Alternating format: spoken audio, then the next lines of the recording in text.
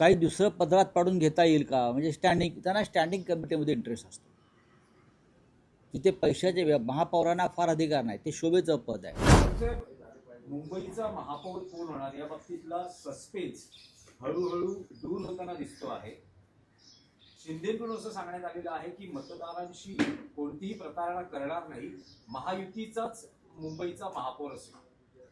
शिंदेच्या फार मनावर घेऊ नका. महापौर जर महायुतीचाच होणार वगैरे जर कोणी म्हणत असेल तर मग सौदेबाजी का सुरू आहे? सौदेबाजी का सुरू आहे? आणि नगरसेवकांना लपवून ठेवणं, इतरांचे फोडण्याचा प्रयत्न करणं, विकत घेण्याचा प्रयत्न करणं, आमिष दाखवणं, दहशत दाखवणं, फक्त मुंबई नाही इतर महानगरपालिका सुद्धा. तर मतदारांशी प्रतारणा करणार नाही याचा अर्थ असा असतो, एखादा नगरसेवक, एखादा आमदार, एखादा खासदार हा जर एखाद्या पक्षावर किंवा चिन्हावर निवडून आला असेल तर पुढली 5 वर्ष तो त्याच चिन्हावर त्याच पक्षात राहून त्याने काम करणं गरजेचं आहे. जर त्याला पक्षांतर करायचं असेल तर त्याने राजीनामा दिला पाहिजे आधीच्या पदाचा. पण शिंदेच्या बाबतीत तसं दिसत नाही आहे किंवा भाजपच्या बाबतीत तसं दिसत नाही.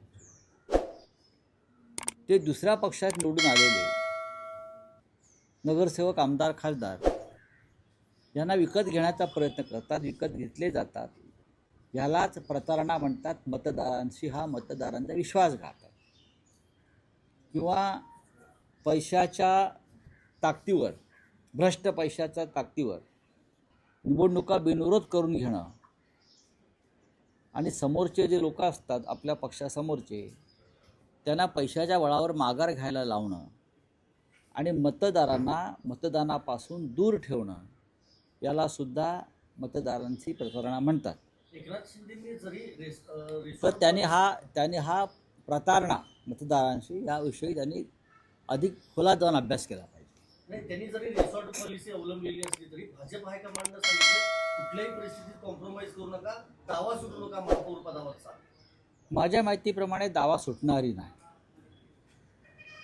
पण अशा प्रकारे ब्लॅकमेल करून काही दुसरं पदरात पाडून घेता येईल का, म्हणजे त्यांना स्टँडिंग कमिटीमध्ये इंटरेस्ट असतो. तिथे पैशाचे महापौरांना फार अधिकार नाही, ते शोभेचं पद आहे. मुंबईचं किंवा आपल्याकडल्या अन्य शहरांचं महापौरपद हे लंडन किंवा न्यूयॉर्कमध्ये महापौरांना जे प्रशासकीय अधिकार असतात, हा निर्णय घेण्याचे, काही निर्णय बदलण्याचे, त्या शहराच्या दृष्टीनं ते पॉलिसी मेकर असतात तिकडले मेयर्स. तसे आपल्याकडल्या मेयरना अधिकार नाही. त्याच्यामुळे स्टँडिंग कमिटी जिथे पैशाचे किंवा ठेकेदारीचे, टेंडरचे घोटाळे केले जातात तिथे या लोकांना इंटरेस्ट आहे. गटस्थापनेचा दिवस आहे, सगळेच पक्ष आपापले नगरसेवक घेऊनच गटस्थापन करतील कोकण भवनला.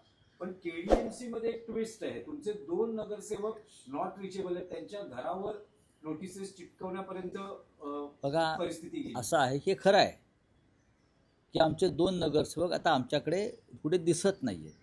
त्याच्यामुळे कायदेशीर प्रक्रिया सुरू आहे. गटाची स्थापना करताना ते आमच्याजवळ असायला पाहिजे, नाहीतर त्यांच्यावर कायदेशीर कारवाई होईल आणि ते डिस्क्वालिफाय होऊ शकतात. पण उमेदवारांची निवड करताना अशा पद्धतीनं काही होईल याची कल्पना नव्हती का? कारण निवडून आल्यानंतर आता असं आहे की चिन्हावर निवडून आल्यानंतरही नगरसेवक अशा पद्धतीनं वर्तन करतात. एकनाथ शिंदे कोणत्या चिन्हावर निवडून आले होते? नगरसेवकाच्या काय गुण बसला? एकनाथ शिंदे आणि आमचे 40 आमदार हे धनुष्यबाणावर निवडून आले होते ना. मग तेव्हा जे तुम्ही म्हणताय की तुम्हाला अशी कल्पना नव्हती का? कोणालाच काहीच कल्पना नसते. आपण विश्वास ठेवतो आपल्या माणसावरती, त्यांना उमेदवारी देतो, त्यांना ताकद देतो, त्यांना मोठं करतो आणि मग हे असे पक्षांतर करत असतात. त्याच्यामुळे नगरसेवकांचे त्यांचा जो बाप आहे तोच पक्षांतरातून निर्माण झालेला आहे. बरोबर. त्याच्यामुळे आता ह्यांच्यावरती काय विश्वास ठेवणार? 30 जानेवारीला भाजपचा महापौर होईल अशी हा? बाळासाहेब शिंदेच्या शिवसेनेने हॉटेल पॉलिटिक्स केलं, तर आता भाजपने त्यांच्या नवनिर्वाचित नगरसेवकांसाठी फरमान काढलंय 10 दिवस मुंबई सोडून जायचं नाही.